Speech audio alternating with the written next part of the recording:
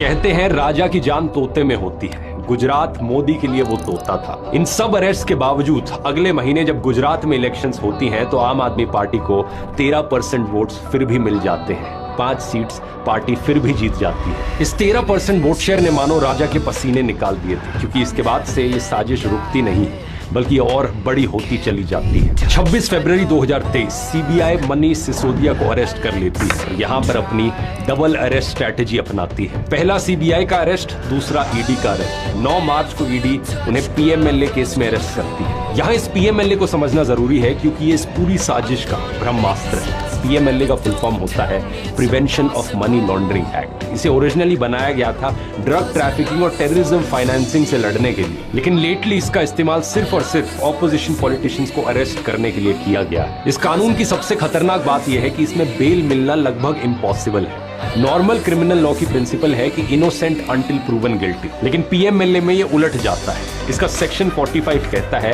कि बेल तभी मिलेगी जब जज सेटिस्फाइड हो कि अक्यूज्ड गिल्टी नहीं है। यहाँ का पैटर्न बड़ा क्लियर था। पहले करप्शन केस में सीबीआई से अरेस्ट करवाओ और उसमें बेल मिलने से पहले ही पीएमएलए केस में ईडी से अरेस्ट करवा लो। लेकिन इस सब के बावजूद राजा साहब के लिए दिक्कत यहाँ पर यह हो रही थी कि इतने अरेस्ट के बाद भी कोई यहाँ पर पलट नहीं रहा था।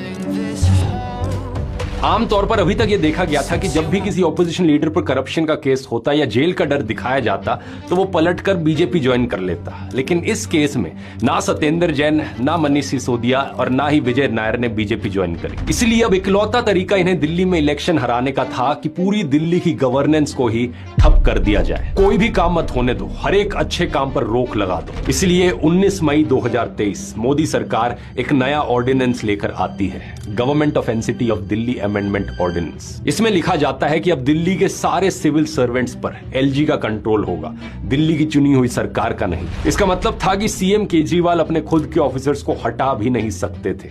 अगर कोई ऑफिसर काम ना करे तो केजरीवाल कुछ नहीं कर सकते थे। एक सीएम होने के बावजूद अपने खुद के पियोन को भी हटाने का अधिकार नहीं था उनके पास। इसके बाद से केजरीवाल की सरकार के हाथ पूरी तरीके से बांध दिए गए थे। यहां पर एक इंटरेस्टिंग बात देखिए कि 2025 में जब बीजेपी ने दिल्ली के चुनाव जीत लिए, तब से एलजी का नाम कैसे न्यूज से पूरी तरीके से गायब हो गया है। लेकिन जब तक आपकी सरकार दिल्ली में थी, एलजी हर रोज हेडलाइंस में आते थे। 4 अक्टूबर 2023 ईडी आपके राज्यसभा एमपी संजय सिंह को भी अरेस्ट कर लेती है। फिर से वही लिकर स्कैम का बहाना दिया जाता है। इस पॉइंट तक पार्टी की सारी टॉप लीडरशिप जेल में थी।